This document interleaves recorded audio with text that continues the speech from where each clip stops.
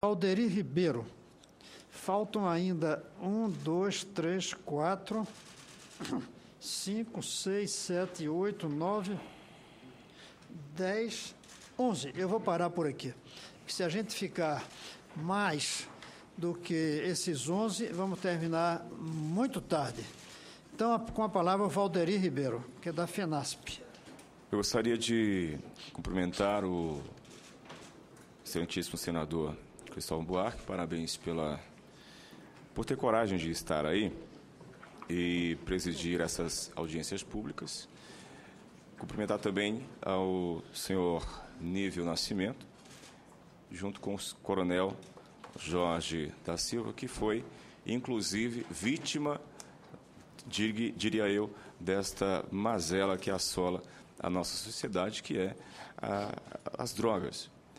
Quero discordar da posição de muitos aqui em dizer que a guerra contra as drogas está acabada. Eu discordo disso. Tão verdade isso é que, se fosse assim, Vossas Excelências não estariam aí sentados trazendo esse debate, esse discurso. E uma guerra só acaba quando todos estão mortos ou levantam a sua bandeira entregando ali a causa pela qual lutam. Quero cumprimentar a cada um dos nossos colegas e amigos que aqui estão nesse debate e corroborar ainda as palavras do nosso presidente regional do PTN, Rodrigo Delmasso, de que nós estamos realmente com uma grande preocupação, senador. O senhor precisa saber disso. Nós estamos com uma preocupação enorme com relação ao relatório que Vossa Excelência vai proferir ao final destas audiências, até porque nós sabemos que nessas audiências surgem muitas leis que o Brasil, infelizmente, hoje, a cada dia que se passa, encontra brechas para que essas leis possam destruir cada dia mais aquilo que o senhor mais preza, acredito eu, que é a sua família. A regulamentação da maconha é, tudo uma afronta hoje a tudo aquilo que nós acreditamos e protegemos e guardamos. É impossível hoje você, com todo o avanço da tecnologia e a informação que chega até os lares brasileiros, as famílias, é impossível hoje você dar sustentação e argumento aos pais que, ainda que incultos, venham defender a sua opinião sobre tais temas como este.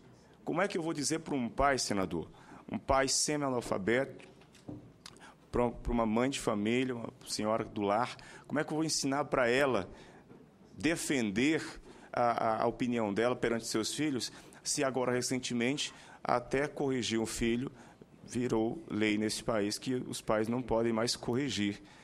Então, preocupa-nos muito. O FENASP é extremamente contra a regulamentação da maconha. Existe um decreto presidencial do excelentíssimo ex-presidente Luiz Inácio Lula da Silva, que, em 2010, ele já regulamenta para fins de estudo e medicação. Eu acredito que aqui há, sim, e a importância da relevância deste debate é que nós encontremos caminhos, sim, que nós saímos daqui com caminhos para recuperar e prevenir os males que as drogas têm causado na sociedade. Regulamentar é eu chegar para o cidadão e dizer para ele: você pode plantar na sua casa aí uns 3, 4 pezinhos, está tranquilo, você pode fumar. Mas quem me garante que eu não estou, inclusive, promovendo ali um educador na própria casa? Um amigo que perdi há alguns anos atrás, senador, começou no álcool, coronel. Começou no álcool, acompanhando o pai aos bares, enquanto ele brincava com bolinha de gude. O filho recebia do pai a tampinha da garrafa de cachaça, lá no Nordeste, e ali ficava brincando com aquela tampinha de cachaça. É um ledo engano achar que o viciado tem controle sobre o seu vício. Desafio a qualquer um que hoje é viciado no álcool. Mas eu fumo, eu bebo socialmente. Isso é um engano. Não existe isso, as pessoas não fazem isso socialmente. Quando eu quiser eu paro. Eu te desafio hoje. Eu te desafio hoje a parar, se você conseguir, e ficar sem fazer isso por pelo menos um ano. Não consegue fazer isso. Então, este jovem que começou, coronel, a cheirar a tampinha de aguardente, aos 33 anos de idade, deixou 2 filhos e uma esposa, numa situação extremamente precária, quando faleceu, vítima do álcool, alcoólatra, bebia todos os dias. Todos os dias ele bebia e só dormia embriagado, até que, por conta do próprio vômito, veio a óbito, e isso foi uma perca muito grande. Gostaria de sensibilizar ao senhor, senador, para que, em sua análise, em seu relatório, e que Deus o ilumine para encontrar caminhos para que nós possamos construir uma sociedade mais justa e digna. Ninguém aqui é contra quem usa. Aqui nós somos contra quem trafica. A lei, o Brasil já exerce seu papel com relação a isso. Quem usa, nós estendemos as mãos, porque, uma vez usuários ou ex-usuários, nós estendemos as mãos para dizer, olha, existe algo melhor para você, cuidar da sua saúde, cuidar um pouco melhor da sua vida, da sua família. Ou não vale a pena valorizar a lágrima de uma mãe quando perde um filho? Ah, não era traficante. Tudo bem, senador, não era traficante, mas se envolveu com algum no meio do caminho. Ah, mas se regularizar a maconha, ele vai conseguir, o pai vai conseguir, sim, identificar isso mais cedo. Eu discordo, senador. Eu discordo, me recordo agora a pessoa que trouxe essa fala aqui. Eu discordo disso. Não é disso que nós estamos aqui tratando. Essa guerra não está perdida. Que o senhor possa ter muita sabedoria. Aliás, faço uso e cito o livro da sabedoria quando diz que um abismo puxa outro abismo. Na sua primeira fala, na primeira audiência em que estive, o senhor ainda hoje traz essa questão, essa pergunta, não sabendo se uma leva a outra. O senhor sabe que leva, senador, por estudos, por conhecimento, por vivência, por convivência com os seus 833.480 eleitores que o colocaram neste lugar aqui em Brasília. Por convivência com eles, por convivência com pessoas que fazem parte hoje da maior favela do mundo, aqui, a poucos metros do Congresso Nacional. Então, eu quero registrar aqui a minha fala, dizer que nós somos contra, sim, a regulamentação da maconha, o FENASP, o Fórum Evangélico Nacional de Ação Social e Política, que tem atravessado esse país para combater veementemente tudo aquilo que vem contra a destruição da vida e da família, que é o que nós mais prezamos. Muito obrigado e que Deus ilumine o senhor nessa sua sábia decisão. Eu quero passar a palavra a Guilherme de Campos Sales.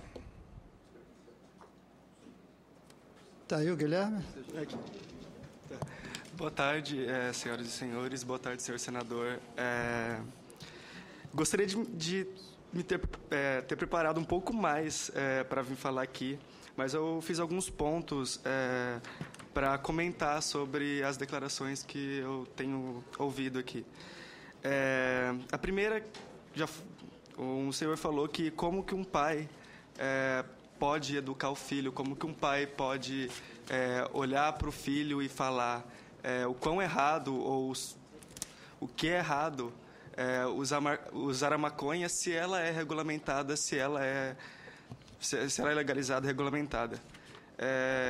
Eu não sou pai, sou muito novo para isso ainda, mas sou filho e a única coisa que eu penso na hora que eu ouço isso é que a maneira do pai de educar o filho sobre os problemas que ele pode ter de utilizar maconha cedo é a mesma maneira que acredito que todos vocês, pais aqui, educaram seus filhos sobre o álcool, sobre o cigarro e sobre diversas outras substâncias que podem fazer mal. O fato dela estar regulamentada ou não muda a maneira que um pai educa um filho.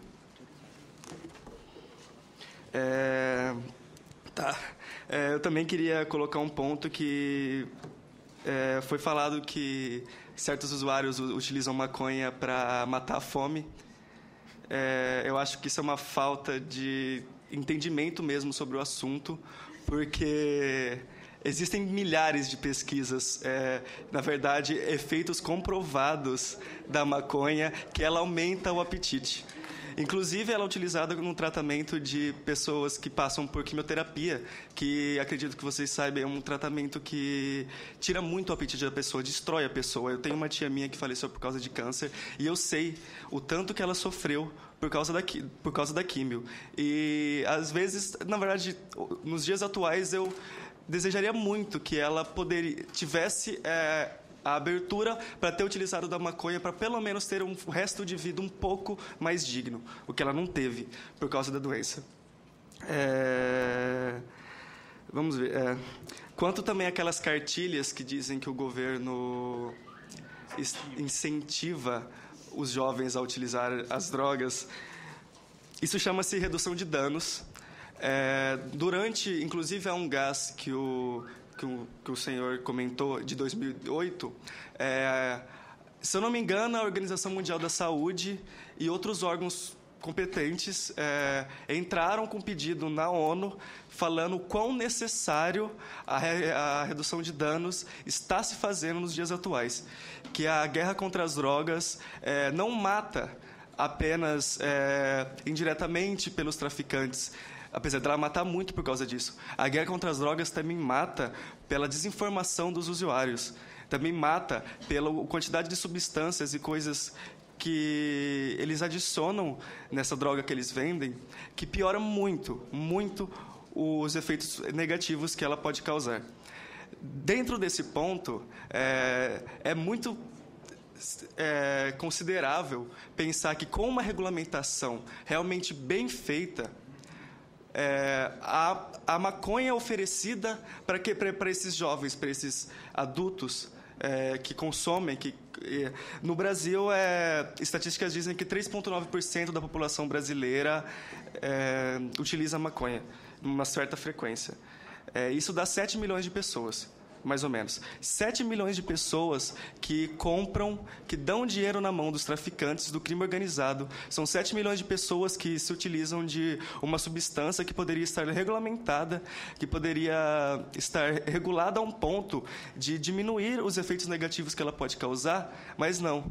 Ela está utilizando aquela droga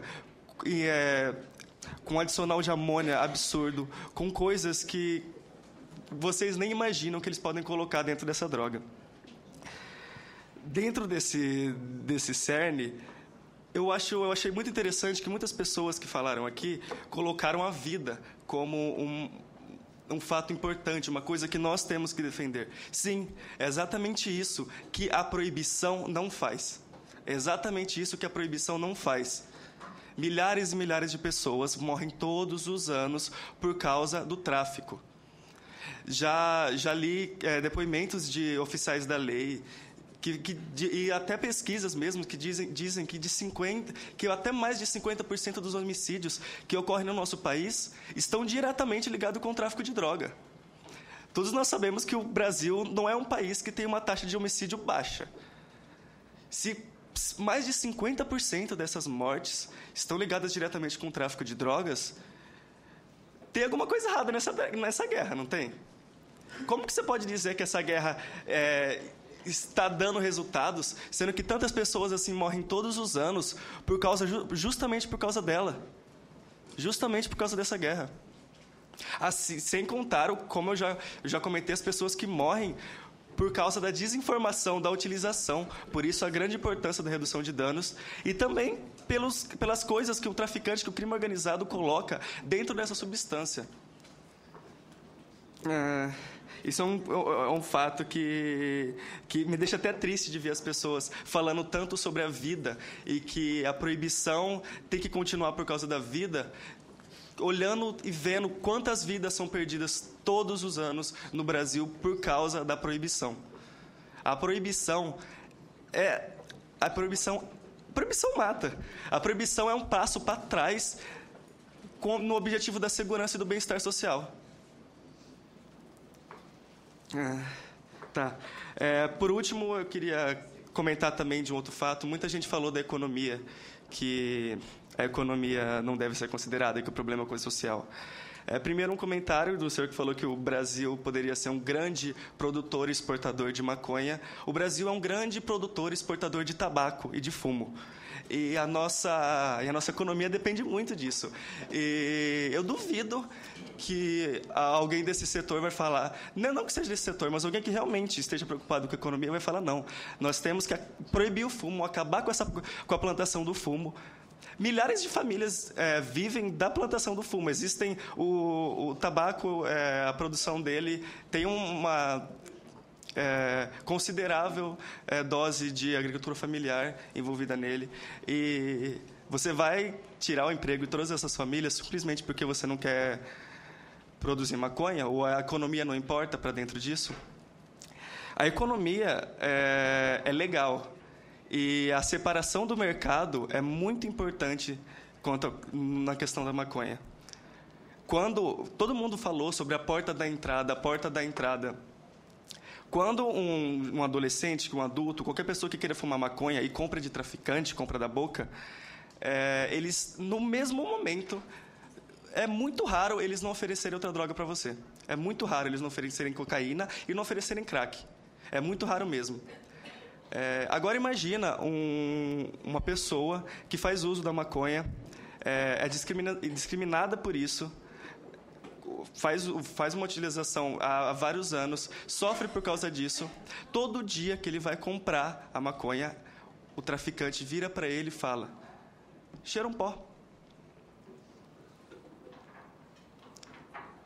Isso é o problema, essa é a porta de entrada. Não é a maconha.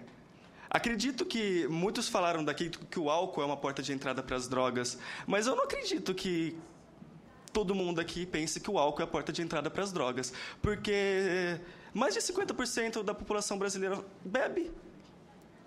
Então é uma porta de entrada para metade da população brasileira.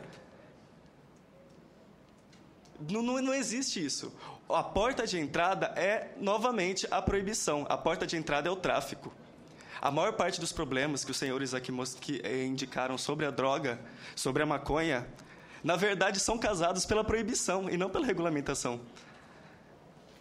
Eu acho que o estigma, o preconceito que nós temos hoje em dia por causa de uma droga, olhar a maconha como uma droga... Tocou o sino, eu vou ser rápido. Olhar a maconha como uma droga impede muito nós pensarmos direito e realmente ver os fatos e realmente pensarmos na vida, como todos vocês aqui falaram que estão preocupados com a vida das pessoas. Eu já tive amigos, eu tenho um amigo meu que está internado atualmente por causa de cocaína. Ele já fumou maconha, sabe? Não bebe, fuma cigarro. E ele começou a usar cocaína há muito pouco tempo atrás. E a experiência dele, que ele falou para mim, que foi o maior motivo dele ter começado a usar cocaína, foi que ele fazia uso da maconha. Ele tem problemas de depressão e problemas na família dele, com o pai dele. Um dia bravo, revoltado, foi comprar maconha. O traficante virou e falou: você não quer cheirar um pó? Você vai ficar melhor. Você vai ficar bem melhor se você cheirar um pozinho. Meu amigo foi lá e cheirou. E deu no que deu. Por isso que eu tenho a experiência própria de falar que a porta de entrada, na realidade, é a proibição e não a maconha. Assim como o álcool também não é, assim como o cigarro não é. Eu acho que é isso que eu tinha que falar. Muito obrigado por vocês terem me ouvido. Obrigado. Eu passo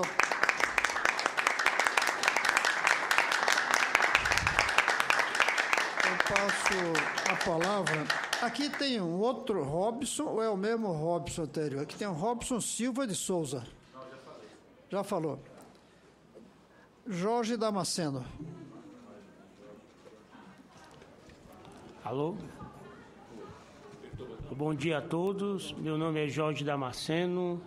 Sou um dependente químico em recuperação e tenho orgulho de hoje não usar nenhum tipo de substância química.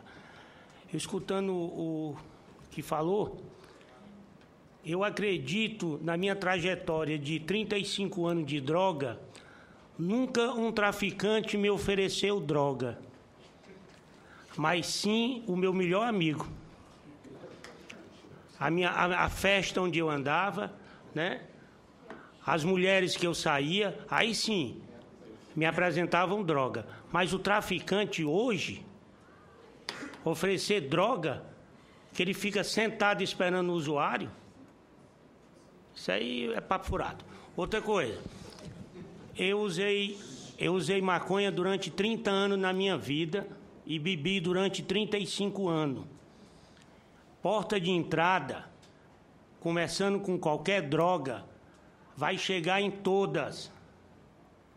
Esse papo de dizer que o fumador de maconha vai ficar só nela, isso não existe. Isso é um percentual pequeno, mas muito pequeno mesmo. Eu convivo hoje com dependente químico na ativa. Convivi com milhares de dependente químico nas ruas, no Brasil todo.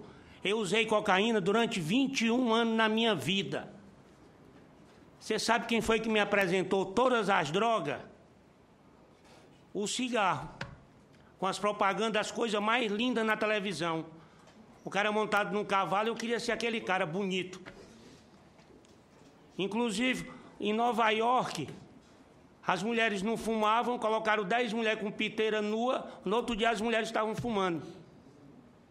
Né?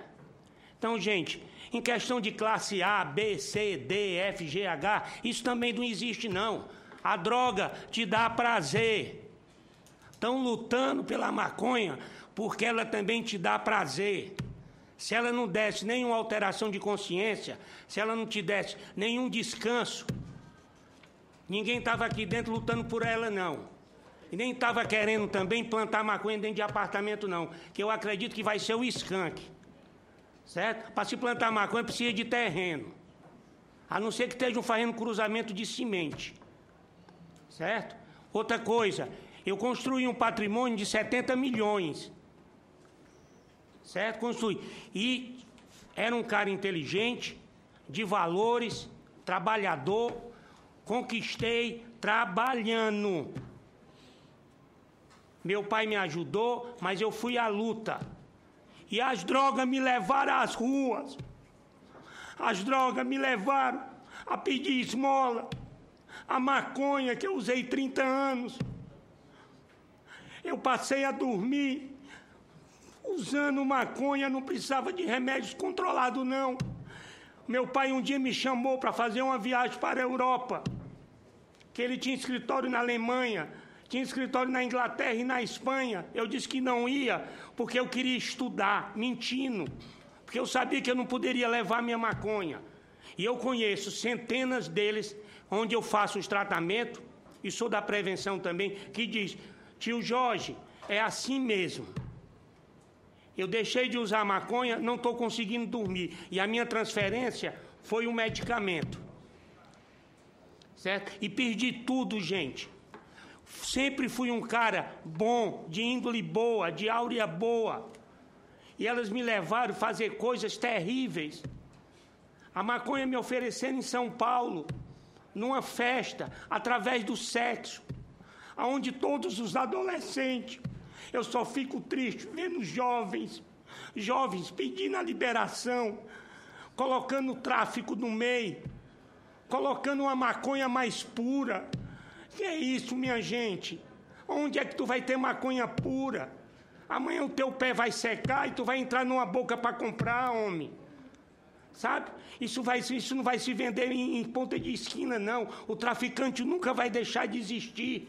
Eu comprava o uísque no contrabando. O cigarro passa para a fronteira, é tráfico. O aborto, a venda de criança, isso tudo é tráfico.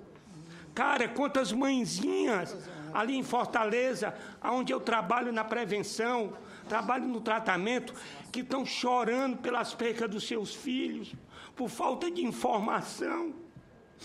Eu fico mais triste em ver a juventude hoje, pessoas que poderiam estar cuidando da sua vida, da sua educação, que amanhã vão ser pai, vão ter netos, e ver seu filho na bagaceira, porque ele não vai ser igual a você. Isso aí eu te garanto.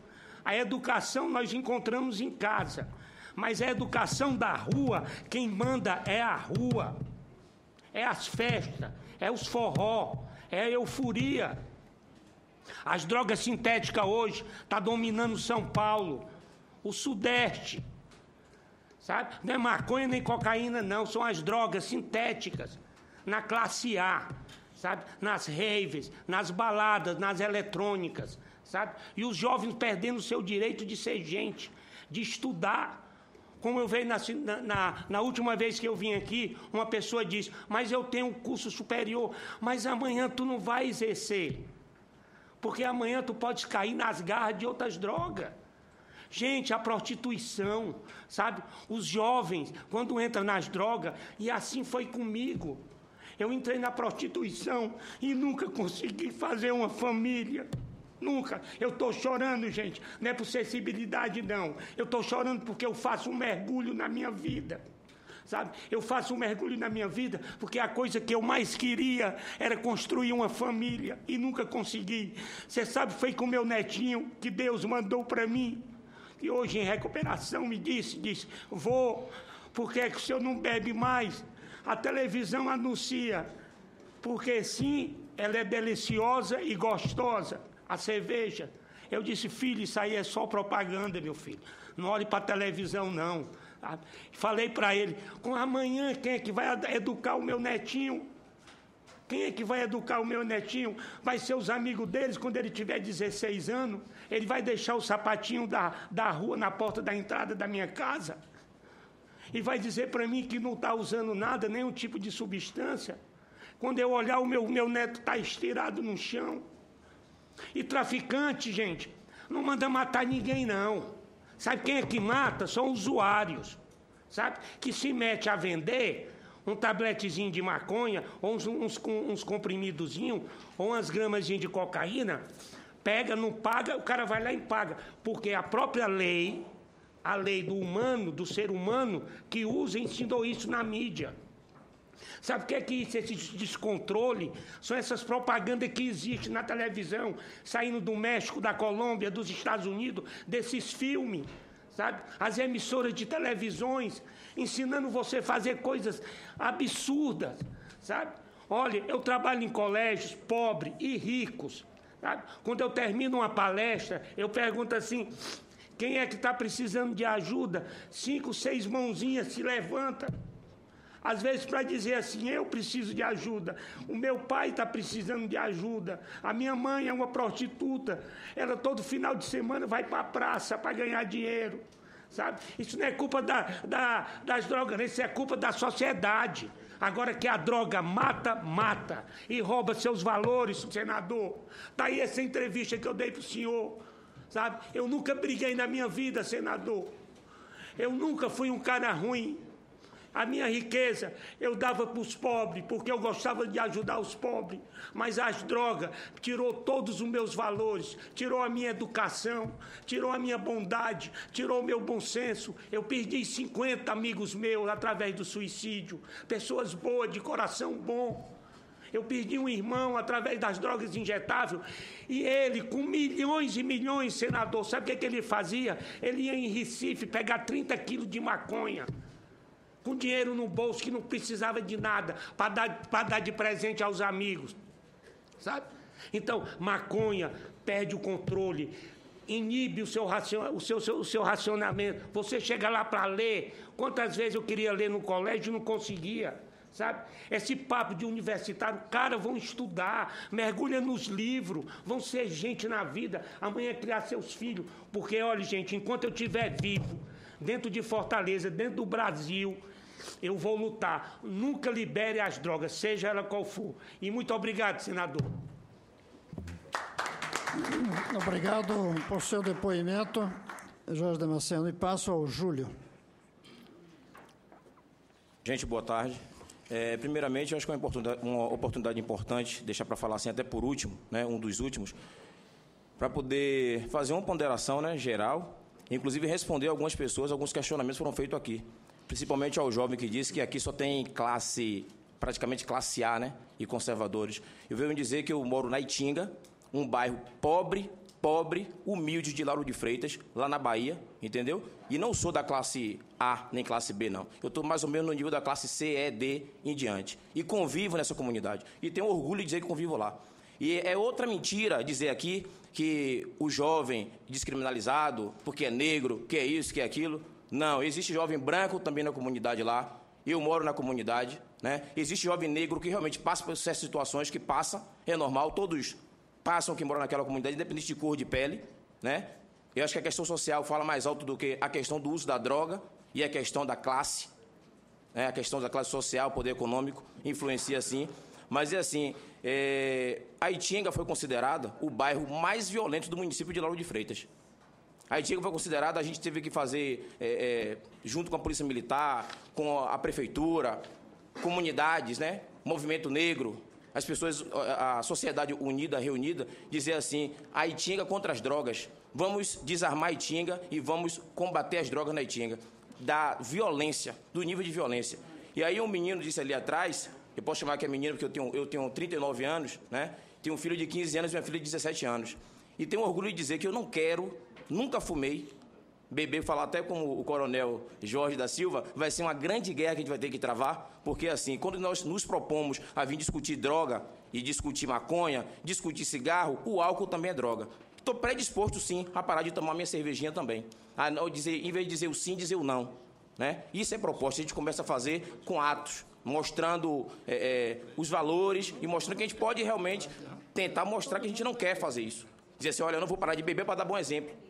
A coisa aconteceu importante, tomo minha cervejinha, parei o carro, conheci o pessoal, né? E uns amigos diziam assim, vou pegar uma cerveja ali. Aí meu filho desceu do carro para comprar. Meu filho tem 15 anos agora. Na época tinha uns 12. O dono da venda não vendeu para ele, que me conhecia. Ele disse, diga ao seu pai para vir aqui. Aí o carro estava com os colegas, eu desci do carro. Ele falou assim, tá bonito isso, Júlio? Eu digo, bonito o quê, rapaz? Você prega tanto, está aí envolvido com causa assim, causas tal, e mandar seu filho vir comprar cerveja?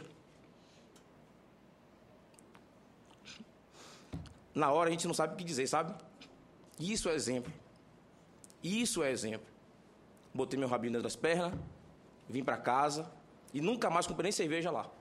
Continuo bebendo, sabe como? Compro minha cervejinha no mercado e levo. Mas estou disposto, a partir de hoje, junto com os amigos que me ajudam, estou aqui em Brasília porque me trouxeram para aqui. Disse, Júlio, pelo projeto que vocês têm em Lauro de Freitas, você precisa dar seu depoimento lá. Eu larguei meu filho ontem em casa, minha família, minha esposa. Ontem foi dia dos pais. Eu cheguei aqui na rodoviária ontem, 8 horas da manhã, porque não consegui o voo, né? Eu não posso estar escolhendo o voo. A gente consegue as coisas, tem que estar aberto para receber as doações que a gente consegue fazer. Diz, posso conseguir o voo tal hora, estou lá. Estou aqui desde ontem de manhã, 8 horas da manhã. Vim da Bahia para aqui para falar isso. Dizer para as pessoas que eu entendo. Vou fazer uma perguntazinha bem básica. Quem é que é pai aqui e diga assim, não, eu sou usuário de maconha, eu sou pai, sou usuário de maconha e quero que meu filho também use. Não vejo problema nenhum. Se tiver algum aí, já começa a se pronunciar. É o primeiro passo. Nenhum pai, está escrito aqui, eu fiz um cartaz aqui, nenhum pai, por mais breve que seja a droga, o cigarro, o álcool, a maconha, não quer que seu filho use, como eu não quero que meu filho use a bebida. Papai, estou bebendo aqui, mas que exemplo eu dou para o meu filho? A mesma coisa passa para a maconha. Né? O ex-presidente Fernando Henrique disse assim que ele defende a legalização da maconha.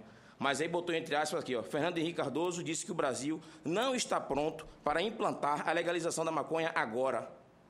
Está aqui escrito aqui, Eu acho que a gente tem que começar a repensar que o Brasil precisa de valores, precisa discutir família, ter outros pontos mais importantes para discutir, como esse é um ponto importante para discutir. Certo? Agora, tendo a visão de mundo, não é uma visão dentro de faculdade, não é uma visão dentro de rave, dentro de balada, não. Eu preciso dizer para aquele coleguinha ali que preciso, sim, ir na comunidade. Eu moro em comunidade pobre.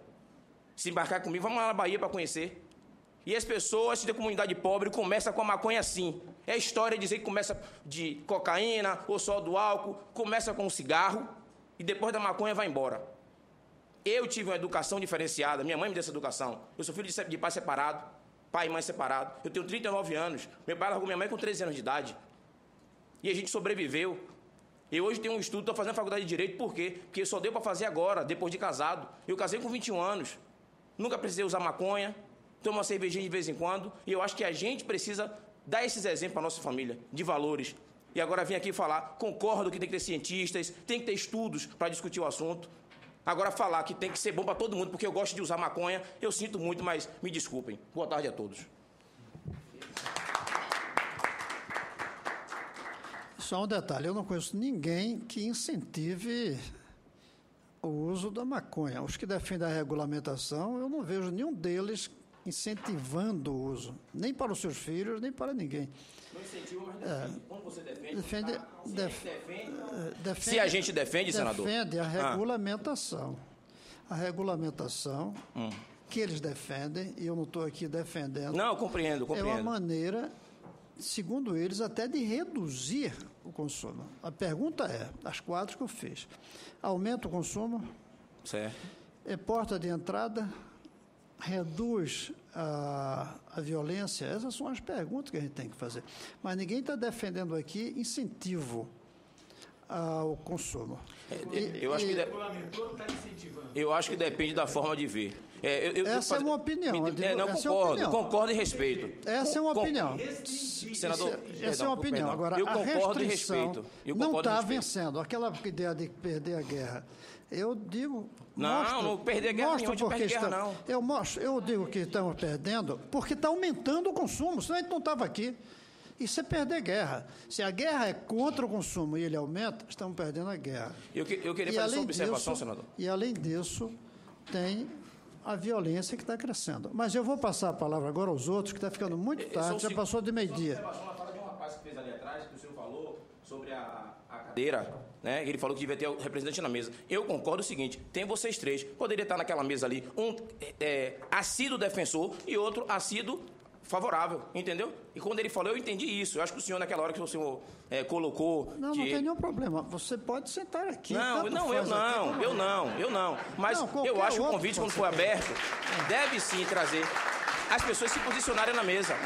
Entendeu? Tem nenhum problema. O senhor não está se posicionando, nenhum dos 3 está se posicionando. Ponto. É verdade, são imparciais. nem eles. Mas deveria ter nessa mesa pessoas para se posicionar, tanto contra quanto a favor. Na outra audiência tivemos. E nas próximas vamos ter. A favor não, contra não. Claro, eu estava aqui, não estava não. Na mesa não. Na mesa não, senador. Perdão, na mesa não. O rapaz do Uruguai que estava aí, era todo mundo praticamente imparcial e o rapaz estava defendendo. Aquele senhor que veio do Uruguai estava defendendo a legalização. Ele defendeu a legalização lá no Uruguai. O do Uruguai. A proposta na mesa aí junto com vocês, se tem 5 cadeiras, 2 representantes. Pois eu lhe asseguro que na lista aqui está cheio. Inclusive o deputado Terra, que eu quero que venha aqui falar. Pronto. Só que depois das eleições. Mas às vezes, senão vão dar a ideia de que ele está vindo antes das eleições. Concordo. Mas às vezes a agenda desse pessoal não bate. E aí fica o buraco vazio se vier no dia alguém que só defenda Não, é um ciclo. Não, à vontade. É um ciclo, não vamos discutir isso, não. Aqui, a imensa maioria falou o contrário. Obrigado. Então, não tem esse problema. Eu passo a palavra agora a Andréa Souza.